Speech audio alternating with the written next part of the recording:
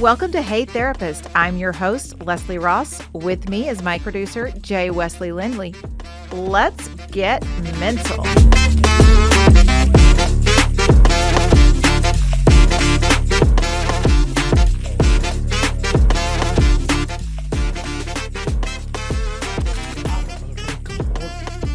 Recording. Hello, everyone.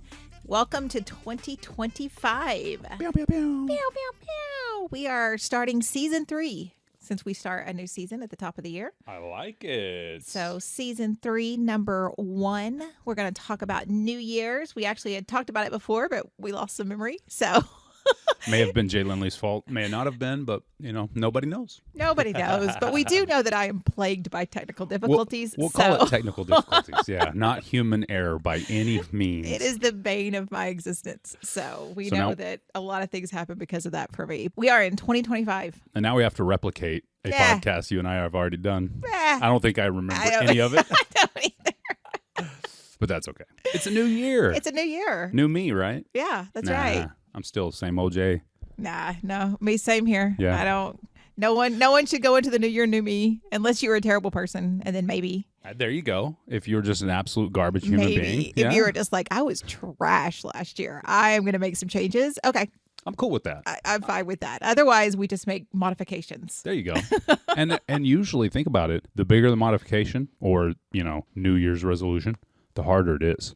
That's true. So if you make, like you just said, little modifications, they're much easier to stick with, and then you can build on those. Much easier. Because there's people out there, I think this is I don't even know what date it is, 6th or 7th, somewhere in there. I don't know. Let me check my Apple Watch if it's caught up already. No, it's not. I had to put the code in, so give it a second. I think we're on the 6th or 7th. Right. And I'm sure that there are people that made resolutions. Sunday the 5th, actually. Oh, the 5th. Okay. Wow. So not as many days as I thought. We're in the future here. By the time this comes out, it'll be this exactly. I don't know. Yeah. I'm sure there are people that made New Year's resolutions that have already failed at them. Right. Which is why we don't make resolutions. I'm not a super firm believer in resolutions. I think you set yourself up for failure, kind of like expectations. Like we mentioned earlier, modifications are good. Well, the word alone, resolution, you're supposed to be very resolute. True. In that. And if you're not going into it, most of us are not going into any new thing. So it's very hard to be resolute about it. So it really is. And a lot of people set unrealistic expectations or resolutions. Yep. Like New Year's Day, I'm going to quit smoking. Yeah, well, if you're tough. a pack-a-day smoker, some people can lay that down and be good. I've known people to do it. I had to. That's the only way I could do it. Yeah. Was hard, set a date, and it was the day before my 30th birthday. There you go. And I set that 9 months out. Right. And then I planned on it, prepared for it, talked to people who had quit, things that they had done. So, and it worked for me. Right. I stopped smoking. I haven't smoked cigarettes since my day before my 30th birthday. I've tried 2 since then. They were garbage. Right. It was I can't believe I ever did that. And cigars don't count. Exactly. Cigars don't count. You don't inhale those. You don't really smoke those. Weed doesn't count either. No, it doesn't count either. If you just decided, I am going to quit, whatever it is, smoking, drinking, eating crap food, whatever, and you made no changes, you made no plans, like you said, I made a plan. I set down some ideas. I talked to people. I figured out a better way. But if you're just nope, I'm just not going to do it, you are. I had identified the toughest points for me. Sure. Driving was one of those. So I asked someone who did a lot of smoking and driving. I was like, how did you do it? And he said, grab you a bundle of straws. And anytime you get that urge, stick that straw in your mouth, start chewing on it. It gives you that hand to mouth, and it worked for me. Yeah. I still have 10 or 12 of those little straws, somewhere bundled up. But just keep it with worked, you. But those little things helped me. And it did. It took me knowing little increments of stuff, building up to that day to actually get the quit in. I even tried multiple times, probably 6 times total, with patches and gums. And 3 months, I quit. Sure. 6 months I quit, even one time on patches and gum. But I went right back. Right. So it was not that hard, set, resolute time for me. And then finally I said it. So it took some preparation, some planning, and then finally... And some failures. And failures. You're right. And I think that's the important thing is you said, I'm going to quit on this date, but then you did things and you tried other times and you're like, I started again, but then you're like, well, it doesn't matter. I'm not going to quit. So I forget it. I'm just not even going to try. Multiple times that came across my mouth. Yes. Yeah, of course. And then at 30, you're like, okay, this is it. Like I've told myself this, and you did everything you could to prepare for that instead of just going, you know what? I'm just going to quit tomorrow. And your body's like, nah, you ain't. We want that bad still. Yeah, you wake up wanting that bad. Nothing else. We are not quitting that. And I think it goes for everything. And a lot of people make, New Year's resolutions, the gyms. I'm so sorry for everyone that's going to the gym that have been going to the gym right now, because the gyms are full of people. Just give it a couple months. Wait till March. They'll all be gone in March. The ones who are truly dedicated may be there. For the most part, the big herd might be gone. At some point, you were that guy starting for the first time ever. Oh, for sure. It may have been in the first year. It may have not have been. So, but yeah, so I would say, yes, it can be a little aggravating when your favorite machine is more taken up than it is normally. But yeah, give them some encouragement. If especially somebody you've never seen in the gym, you notice they're trying hard. You notice they're not. Right. That wasn't part of their lifestyle maybe before. Right. Then you can say, hey, man, I'm glad to see you here. Absolutely. That's all you got to say. Absolutely. And then that may be all they need to get through the rest of the week, and they may have been feeling like quitting that moment. Absolutely. And I think that's true, especially with, a lot of people don't go to gyms or fitness because they're not already in shape. Exactly. Like they feel like they have to look a certain way or to be jacked a certain already. way. Yeah, I have to know what I'm doing. I have to do all these things. When I see someone at the gym who I can tell, like I call myself skinny fat. Like I am not a larger person, but also I am really not in great shape. Like I go to the gym a lot. I lift. Like my cardio is not the best. Like I couldn't do a lot of things. But when I see someone who is like just now starting their journey and they are trying, and there's a lot of people that will make fun of someone or give them dirty looks, like because they are larger, but they're at the gym. Like that's where you go. So I think giving them that encouragement and saying, no, you're getting it. Like, good job. Like even if they were on the treadmill for like 10 minutes, be like, hey, you're here. Right. Like that's a feat in itself. You got here. I've been focusing on jiu-jitsu for the past couple years. So I have not been in the gym for 2 years, maybe 6 times total in 2 years. Last month, I decided I was going to start lifting heavy along with my jiu-jitsu. So this is probably the 3rd time I've been in the gym in the past 3 weeks. Well, 2 weeks. So I'm a new face in the gym. So I think about this too, folks that have been there a lot already, but even as someone who has had a gym membership to this particular gym for 5-6 years now, however long it's been, I've been there hundreds of times. I just haven't been there in the last couple years as much. Sure. I still walk in, I see the super jack dude over there lifting. I'm like, I'm not that good. You know what I mean? Yes. It doesn't matter. I've still, even though I've been there, I feel like I'm very fit. I've still got a little skinny fat too. But I'm very fit, but it's still that guy gives me that feeling too. So no matter how you feel walking in, even that guy's probably feeling that way with someone else. Oh, for sure. You know what I mean? So there's always someone we're all looking at and like, yeah, he's way more jacked than I am. Right. He belongs in the gym. Yes. I don't, He looks like a gym guy. Exactly. I mean, I worked out, and I've told the story before, I think, on here, and where my old gym in Oklahoma City, they trained all the Thunder Girls train there. I am far from that kind of fit. My trainer understood that. Like when I started, because I knew he's the trainer that trains them, and I'm like, no, that ain't what I'm going for. Because I also want to eat like garbage sometimes. I am not carrying my lunch in an ice chest. I'm not going to be that person. Like a cold margarita here and there. Exactly. Give me some chips and dip. Like I will tear it up. And that's on a regular basis, not as a treat. And you know that, and that's kind of why you do. That's why I go to the gym. Yeah. Absolutely. I go to the gym so I can continue to eat the garbage that my Little Debbie's snack cakes. And, now my favorites, because they have these, everybody makes fun of me because I like chocolate covered cherries. Like I know a lot of people find them terrible, but I'm a fan. And the Little Debbie makes a chocolate covered cherry snack cake. It's like a cherry. They call it like a cherry cordial or something. I don't know. Oh my God. That's why I go to the gym. Okay. Is for that reason. And my cardiologist told me I needed to go more. But there's that now. I mean, you mentioned your cardiologist. My doctor on the last checkup told me my cholesterol was just a little high. Just a little. I'm not to the point where like, oh, we got to do something. Right. But to the point where you might want to pay attention to what you're eating. Sure. Or how much packaged foods are you eating? How many pre-cut meats, stuff like that. Yeah, the real bad stuff. And those things. Deli meat. Yeah. So I've tried to cut back on a little bit of that. I have found, for me, I do a lot of sweating in bed if I eat late. Yeah. So, and the later I eat, I guess it's purely because my body's digesting overnight. Yeah. So that makes sense. Your now. metabolism kicks in. Yeah, it just kicks up and I sweat and then wake up and I'm freezing cold because I'm laying in my own sweat. Right.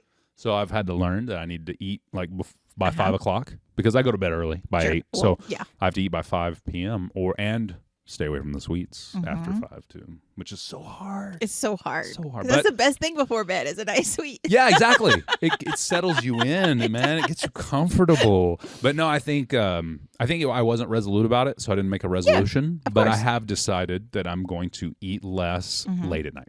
Yeah. Well, there you go. And I think that's how you change and grow is setting realistic expectations and goals for yourself. And I didn't say I wasn't going to no Little Debbie's. Right. I'll still go enjoy those bad boys. Listen. But so I haven't cut it all out. I think that's what that right there is where people falter the most is trying to cut something out. Yeah, because all or nothing their whole life. Yeah, and the all or nothing thinking really gets you in trouble in a lot of things in life. I mean, relationships and family members and work and all of those things. And so when you say I'm just going all in, like that's okay on some things, but when you're talking about stopping something or starting something that you don't regularly do or you've never done or whatever it is, give yourself some grace. And think about it this way. If it's all or nothing for you and you can't go with the nothing part, what do you usually fall back on? I'm going to eat it all then. Yeah, I'm going all in. Yeah, exactly. So like I gambling. failed, so I'm going to, yeah. I'm down to my last 20. I can turn it around. All on black, baby. Which is what we did New Year's. That's right. We went to the casino, had some fun. Yeah, it was a good time. Yeah. We had a good family New Year's Eve and got to eat a nice 4-course dinner. That was nice. That's always good. That's always good. I dropped my steak on the floor because I was a clumsy ass. Which normally... And Jay saw the pity on my face. I did feel a little bad for you in the moment. He shared his probably would have shed a tear if I dropped my steak in that moment too. That was a good steak. It was a good steak. It was so sad. And it's stupid shit like that makes me cry too. It's funny. Not like death. Not real, yeah. Like, I dropped my steak on the floor New Year's and I cry. And it really wasn't embarrassment either. Like it doesn't embarrass me to do those things. I dropped it and I was sad because I dropped my steak and I really wanted that steak and it was New Year's Eve. And you really hadn't even get into it. No. You kind of were cutting and it just flipped. It was classic TV comedy. Really the way it jumped off of your plate. It really was. My knife just slipped and it went shoop. And when I saw your face, I was like, if I laugh now, it's going to be worse. So I won't. Yeah, it probably would have been worse. But, it's one of those things too, like when we were talking about food. Food is important and food is a hard thing to change because you have to eat. And unless you have an eating disorder, you eat on a regular basis. And if you have an eating disorder, you really need to be eating because you are starving yourself or you're purging or you're doing other damage to your body. So that's a whole different topic, a whole different thing that needs work on. But food is one of those things that is ingrained in our brains and our bodies. We need it. It's real easy to get in the habit of eating terrible things because they're easy. And that's my issue is, I am one person. I don't really cook that often because a lot of it goes to waste. I'm not a super big fan of leftovers. Although you're an outstanding cook, by the way. Chef level. I can cook. I just don't because it's just me. Yeah. And I really don't like leftovers. There are certain things like some soups and some things that I will eat as leftovers, but I am not a fan. And to create yourself a one-person meal is almost as expensive as buying fast food. Absolutely. Yeah. Because the rest of it's going to go bad. Exactly. So I may have spent a little less, but I have 3 meals that I'm throwing out. So if you put a cost to that. Yeah, you can either buy in bulk and it save you money, or you buy the one avocado and the one or whatever, and then it's still going to cost you just. Yeah, it's going to cost about the same. So it's really hard for me to be in the habit of eating right, and so it is something that I intend to work on. I've been since the whole cardiologist thing. Now. I know that word alone. All blood pressure and bullshit. Welcome to almost 50. I have been paying more attention to sodium because for me it's the water intake. That's what he has me on is basically a water pill to keep that level down and to keep my bottom number down.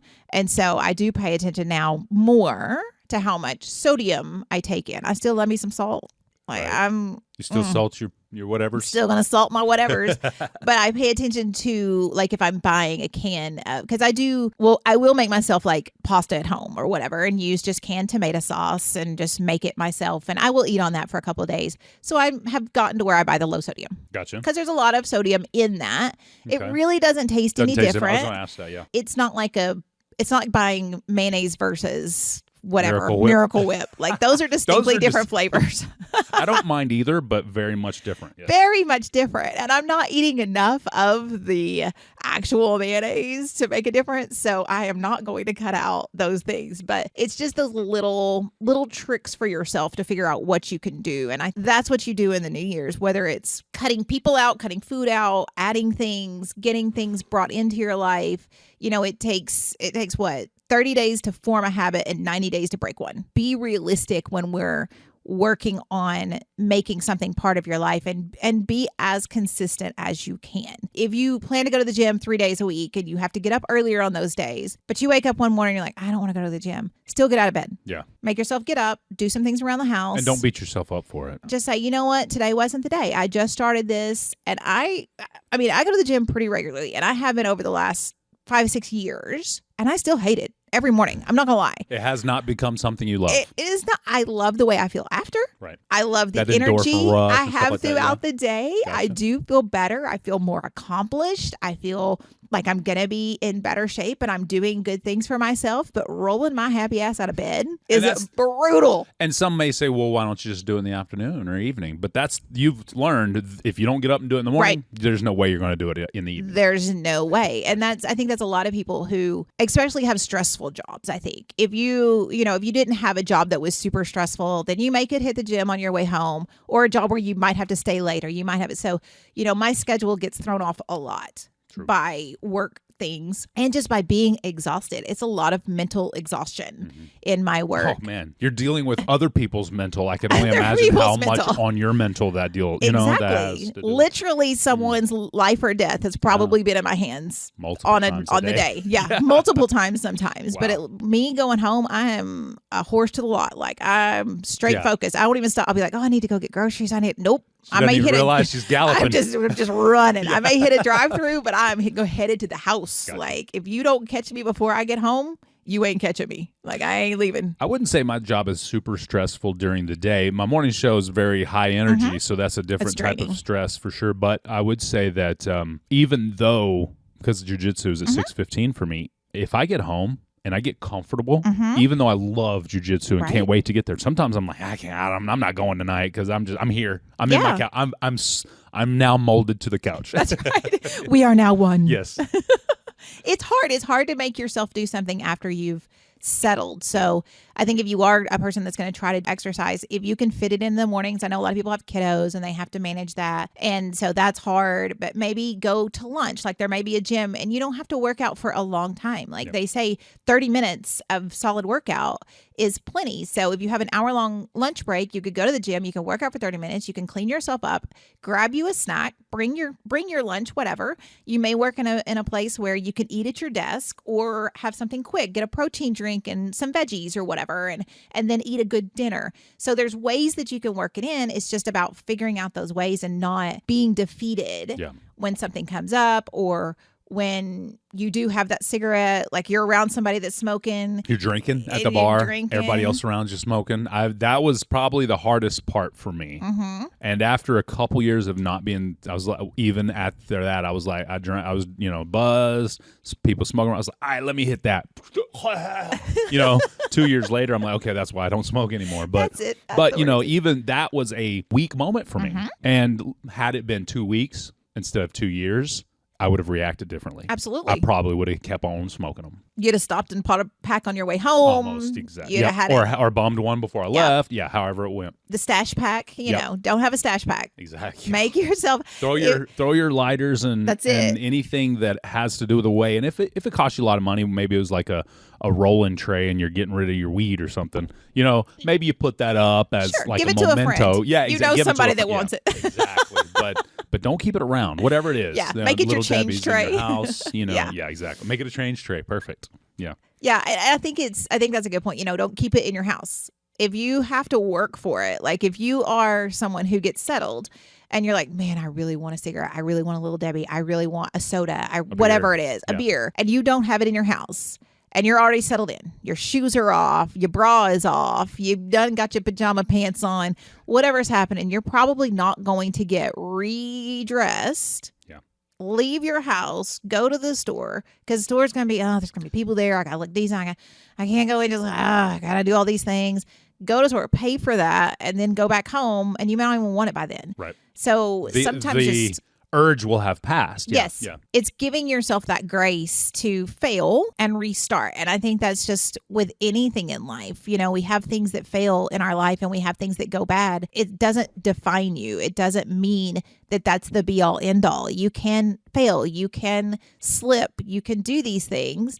And people may know that you're doing that. I thought you quit. And if you have people who are like, I thought you quit when they see you smoking one, cut those people out for a while. Yeah.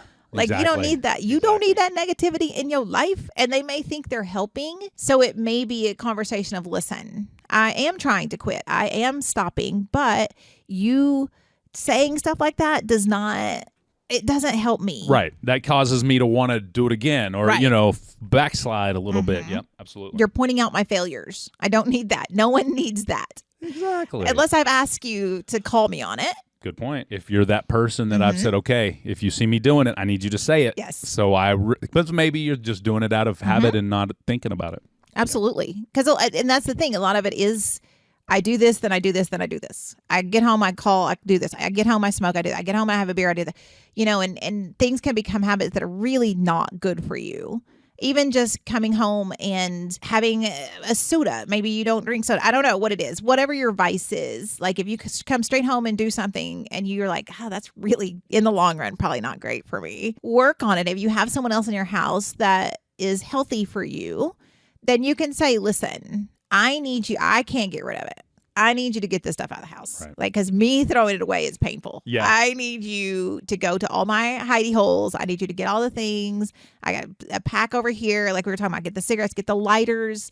You may have a special little Zippo or something. Like have your person put that somewhere else. Exactly. That way, if you do want to smoke, you don't know where it is. Like you have to go search it, or you have to go buy a lighter and this and that and whatever. But you didn't throw away your grandfather's Zippo. Exactly. Exactly. Yeah. So, it's setting those expectations for yourself. And, it's a new year. It's already started out insane. Yeah. I don't even know what it's going to be like. Because we just started and it's already kind of terrible. We don't have to focus on that negative stuff either. We need to stay safe the last few days of 2025. Like we said, we're only on the 5th. It's taught us be situationally aware, even if you're somewhere having fun, even if you're doing those things. And that may be something you work on this year, is situational awareness. And I don't want people to be scared when they go out. I don't want people to not have fun when they go out, because that's so important to be able to go and let yourself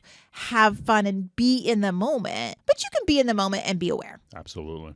And I think that's a really important thing for us to add in on this one. Is it's kind of like when you're at the bar and a lot of men don't think about it. Some do. When you're at the bar as a woman, you don't leave your drink sitting. You don't leave your drink uncovered. You don't leave your drink with anyone. You don't take a drink that someone carried over to you. Right. That's something that women just know or should know. But men don't have to think about that as much. We're more aware. It's the one headphone in. It's the one thing that men, but at this point in our world, I think when you're anywhere in a large group, for sure, you need to be aware. Know where your exits are. Know what's going on. Pay attention to other people. Just kind of be aware. And I think there's a lot of fear in the world, which is somewhat necessary. I mean, fight or flight. Fear is necessary for sure. But I don't want people to be afraid to enjoy life either. Exactly. No, I mean, you could live in fear all day. I mean, you could. Here's the thing. I don't remember the percentage. What is it? 75% of percentages are usually made up on the spot. And I literally made that up just then. 90%, I just made that one up too. 90% of the things you worry about today will not come to fruition tomorrow. And that's, I mean, if you think about it, most of the things that you quote unquote worry about, they usually don't happen. I mean, we don't sit here and worry about the actual thing we know for a fact is going to happen tomorrow. We prepare for it. Right. But most of the stuff that human beings worry about, they sit there and, oh no, I wonder if grandma's going to be all right on the ride home. You know, well, grandma ain't even driving, you know, right. But there's things you can worry about that have you have no control over. And if you do that, you're going to worry all your life. All of it. My grandmother was a worrier. My mom's mom. I mean, it was just built into her. She couldn't help it. And it was the weirdest stuff she would worry about too. One time, short story, my cousin and I and my grandma, one of the things she always did with us was we'd put pennies on the railroad track and let the train run over it, and we'd get them, and they'd be smashed pennies, right? Cool as heck. So we were setting up pennies and everything, and we could always feel the track, knowing the train was getting closer and stuff. That was something we learned. It was really cool. And then I don't know if my grandma was just caught off guard by it or what, but we saw the train around the corner from the bush, and it wasn't going fast by any means. Right. But it threw her off that she saw it before we checked for it, that we knew it was coming.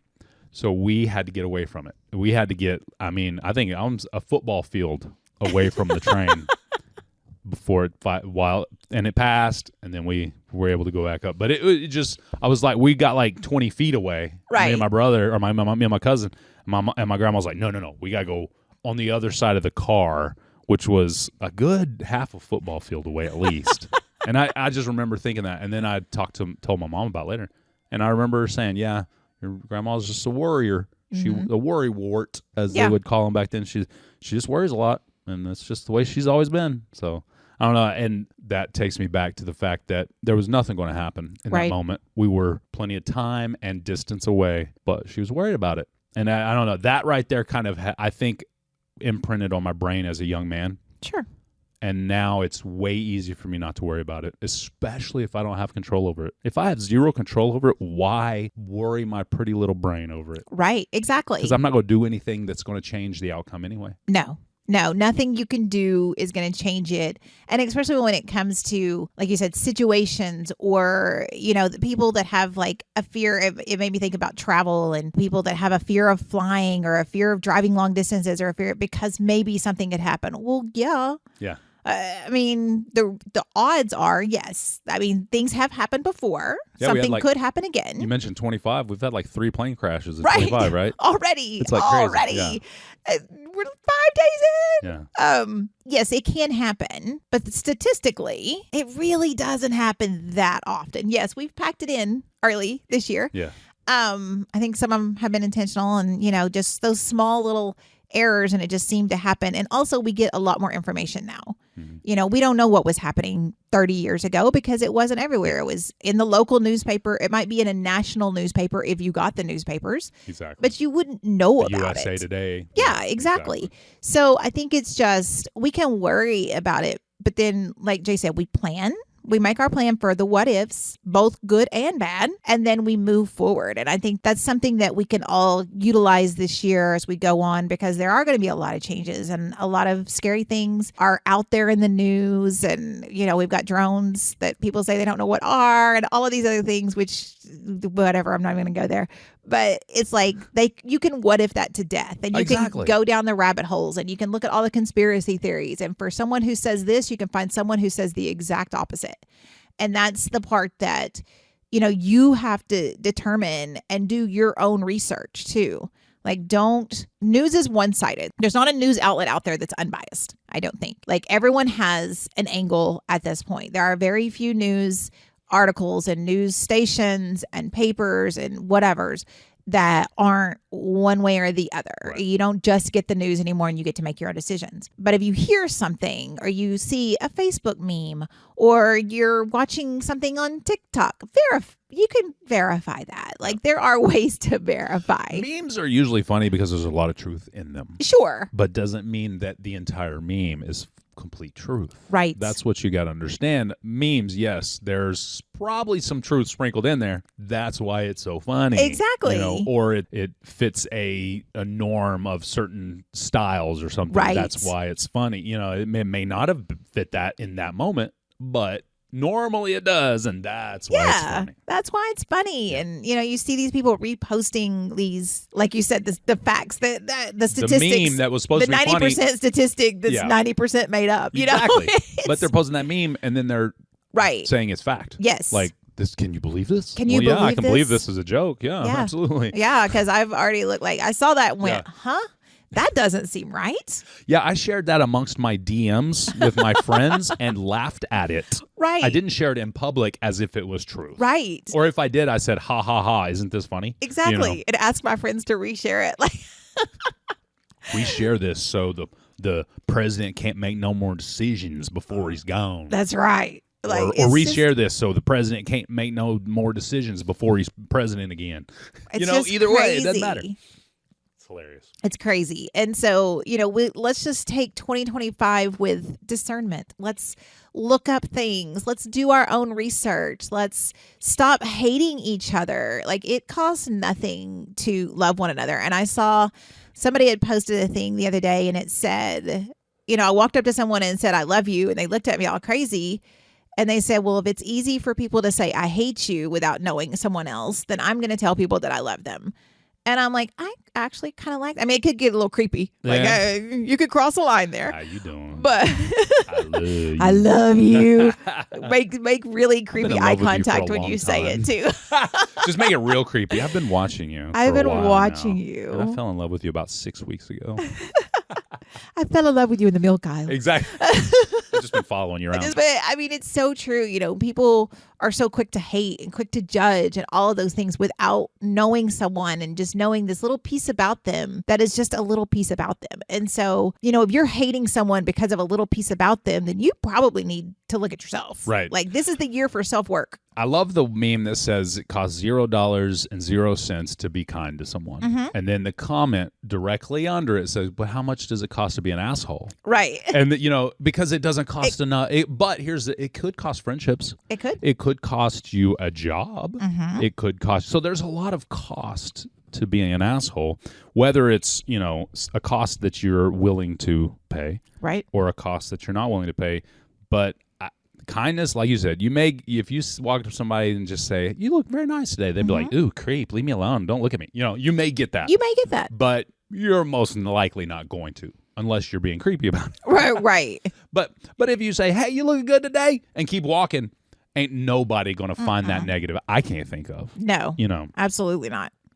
And if they do, maybe they were looking to be negative. Sure. I think that's true. If I give you a compliment and say, oh my gosh, you look so good today, or I just really enjoy your smile, like da-da-da, whatever it is, and then you're just like, oh my God, that's weird. Okay. Yeah, their reaction is a reflection on them, not you. Absolutely. So, yeah, that makes sense. Yeah, because I want to put positivity out in the world. Yep. And a lot of people don't. And I think that's what we see a lot now in the news, in the conspiracy theories and all of those things.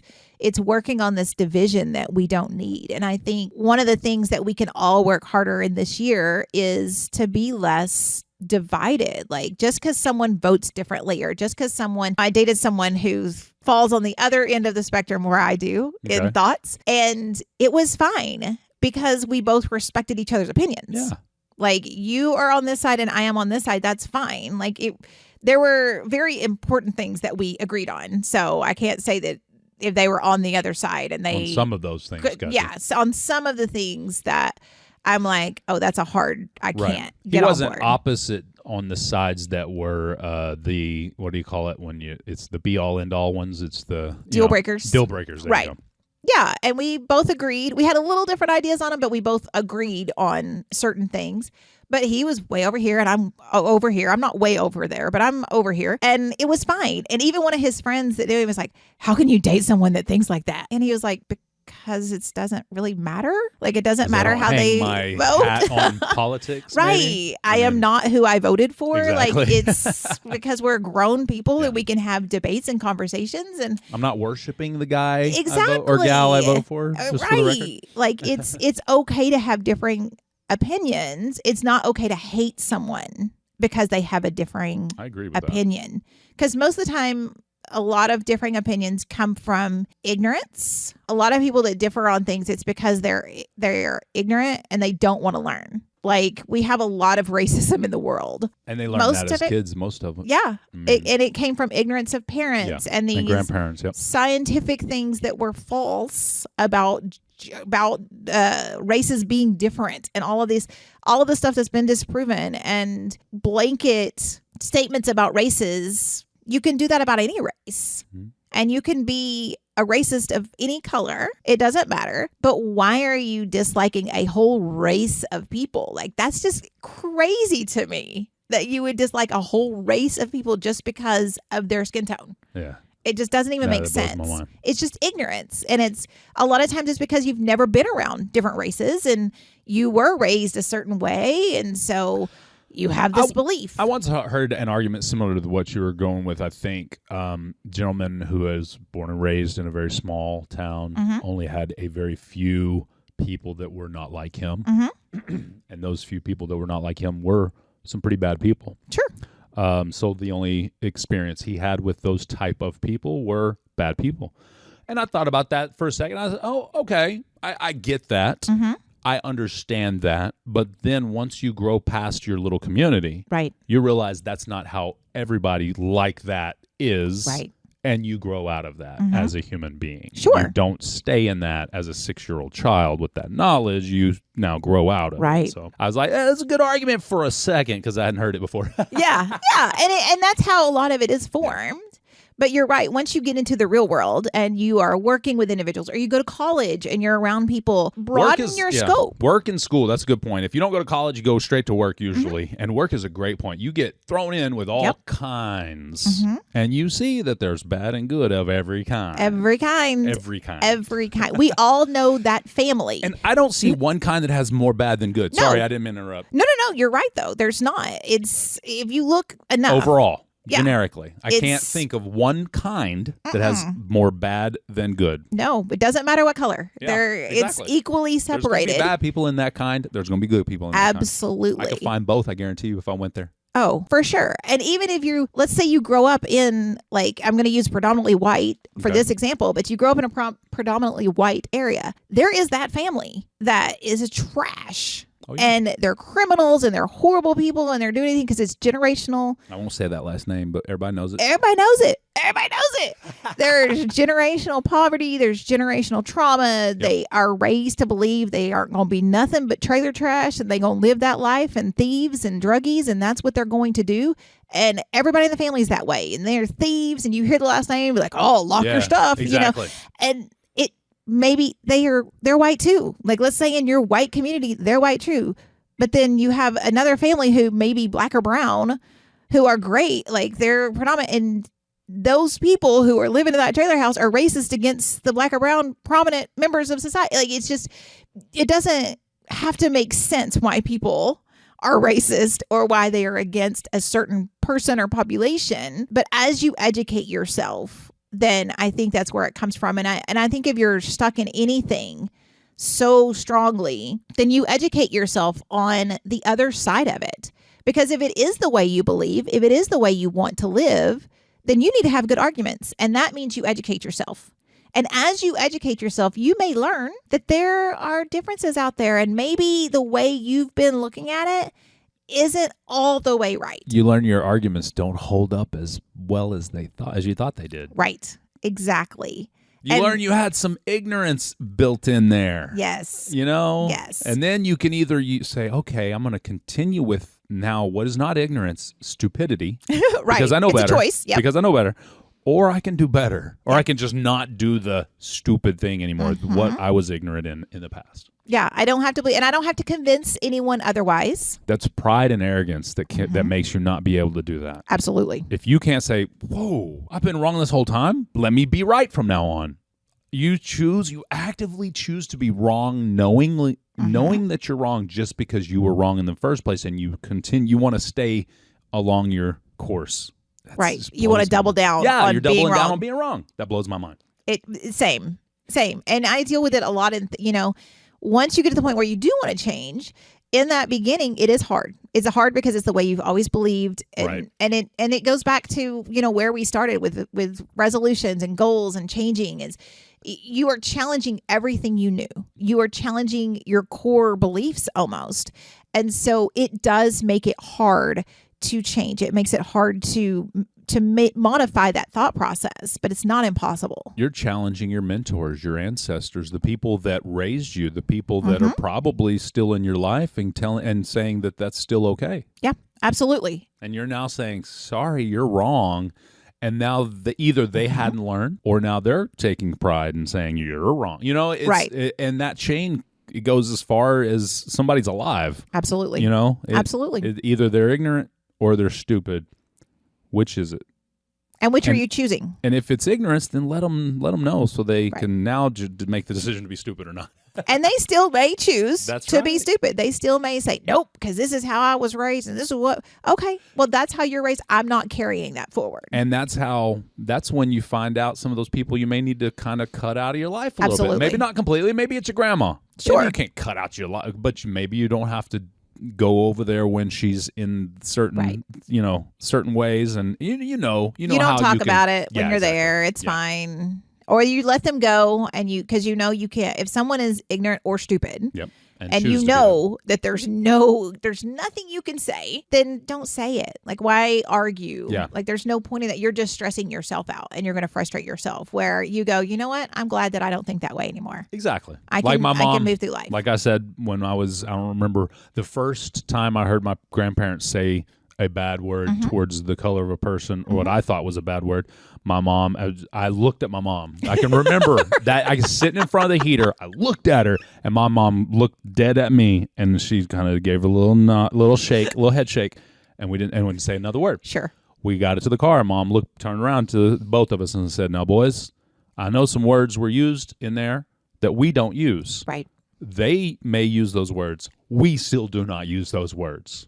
And that's how my mom taught me. Again, that was on my father's side, and that's deep down. And deep down, there was zero people of color in their school. Right. My parents' entire life. Right. So it was a big deal to my grandparents, and they didn't even use what they considered then the derogatory term. Right. They used what they thought was the okay term. Sure. To say that. So I don't know. It was interesting. But my mom, she just said she didn't make a big deal about it in the moment. She knew that's how they were, but she made sure in front of my father and in front of my brother and I that was not how we talked. Right. Even though they did. So.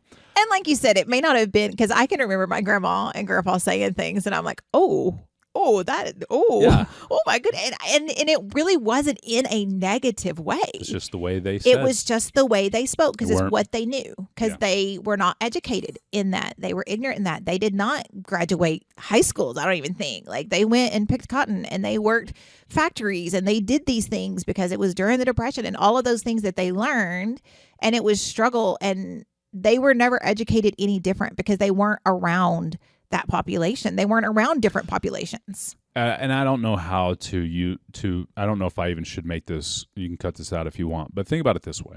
If a social construct was set, like today, animals, let's use our beloved dog here. The social construct is as it is, that dogs are we own them, pets. Right. Okay.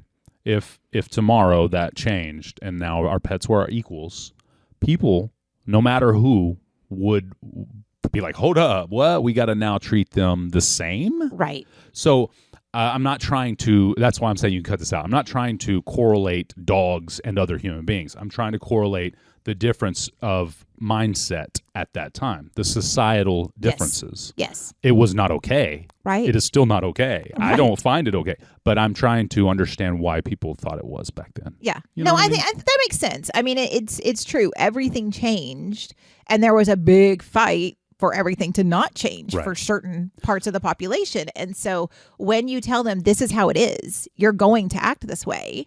Like, people push back on that. And I think that's where that would come in. Like, if you're like, okay, you can't own a pet anymore. You have they to. They got to be free range. They gotta be free, all of the things. People would be like, wait, what? No, I'm not doing that. This is my dog. Like, especially people who have working animals. Like, we have Amelia in the studio with us, laying on the rug, sleeping hard, living her best life. Yes. But if it's like people who use them for work, like, horses and things like that. You can no longer work off of them. You can no longer do these things.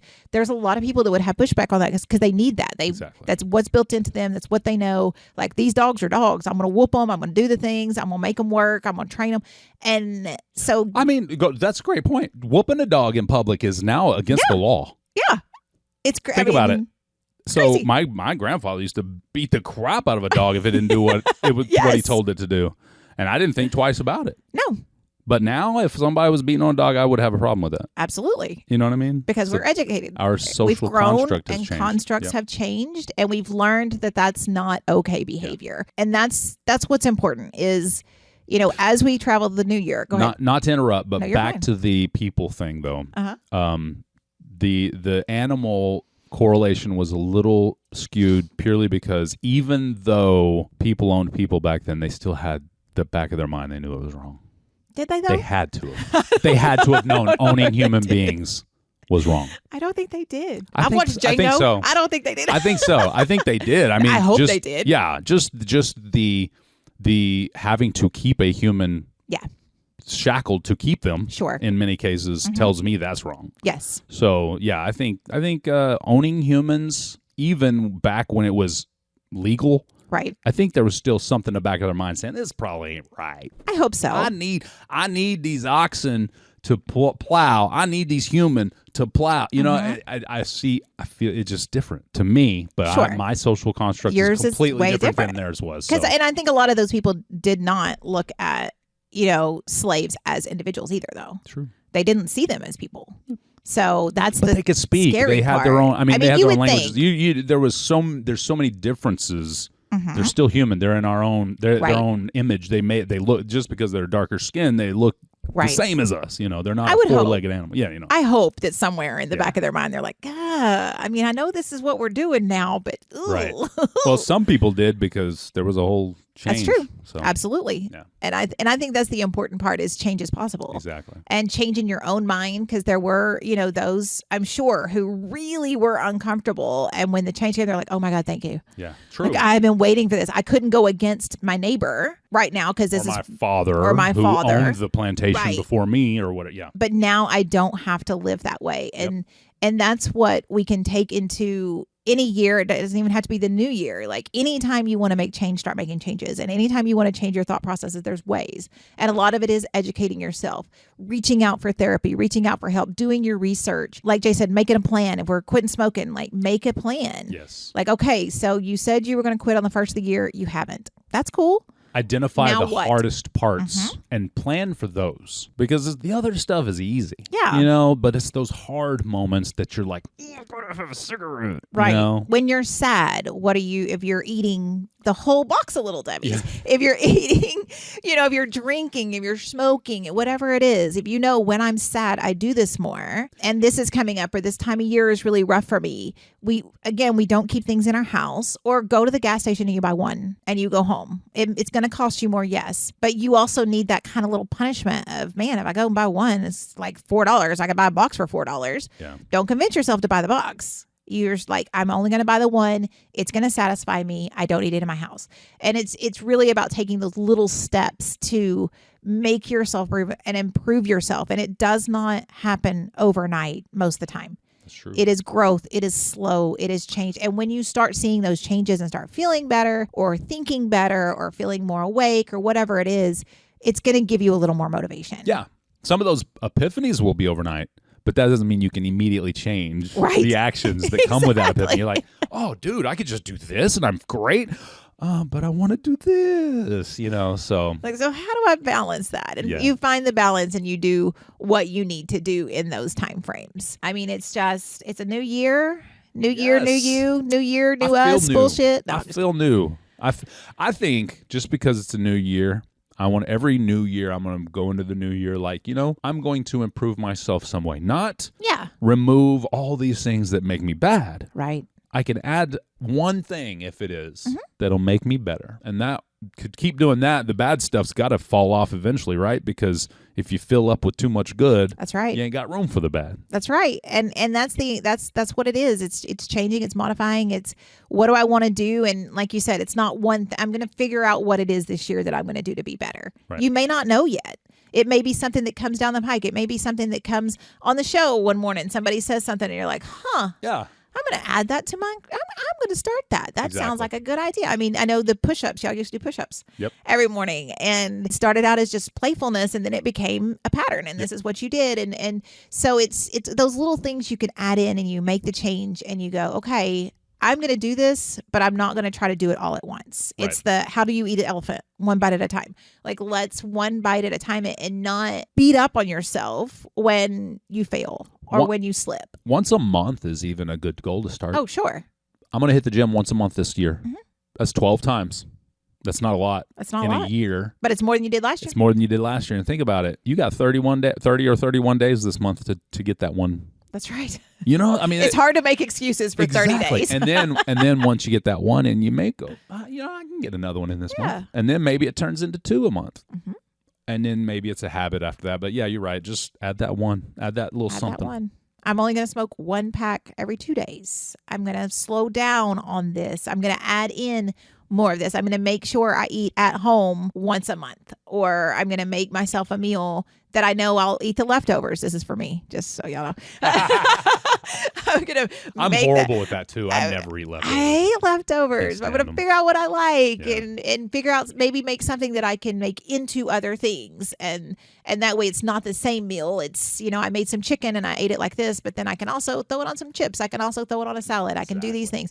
And so, figuring out things that can be modified so it's not the same thing every day, which is why I could never be a fitness model, because I am not eating the same thing every day. I don't want to drag my food with me. I don't want chicken and rice for every meal. Oh my God. Shoot me in the head. I don't know how people do it, but there's a lot of people out there to do it. It's because they have that dedication and they have that drive to do it. For those that don't know, listening to the podcast, there are some photos floating around the internet of Leslie as a fitness model. So just for the record.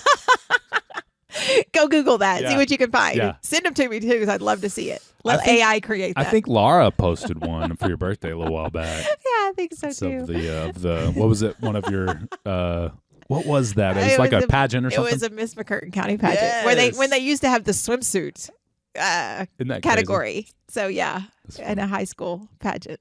So swimsuits in a high school pageant. There you go. Here, parade as a high school high school girl. Parade in front of all these grown men. Isn't that crazy? Yeah. Blows my mind. It really That's does. why I never felt comfortable right. in those things.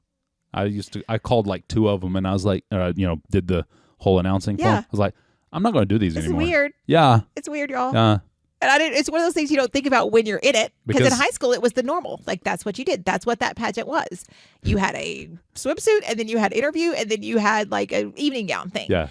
And we didn't think twice about it. And it was held at the fair, by the way, just as a side note. It was held at the fair back in the day. And the stage that you used was the same one they showed the animals on.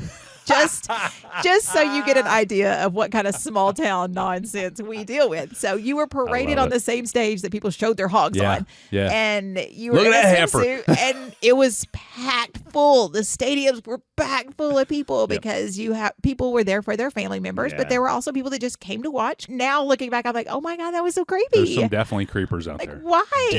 Why did anyone think this was okay? But changes, right? Changes. Even now, they don't have the swimsuit part in like the adult ones anymore, do they? I don't think so. They have active wear or workout wear or whatever. Yeah. Which still puts them a little skin, but they're adults. Exactly. They're adults. They're allows not them to show children. off their features, their whatever you call it. But you're right. There weren't children being told to put this on. Right. Wear this swimsuit and heels and parade in front of your principals. So creepy now to think about it, but it's societal norms changed. Exactly. What do we? I want to say that phrase one more time. This societal construct has changed. I saw that so many times recently, and the word it annoys me now because they're using it as a way to disprove like that we didn't go to the moon or whatever. They're just using that word to say, this didn't happen. It was just a societal construct. So I wanted to use it 3 times in the proper form today. And now it's going to show up because you Beetlejuiced it. No. That's true. Now I'm going to never use it again. The title of this episode, Societal Constructs. Perfect. So, well, thank you. My pleasure. Thank you. I love my place in society.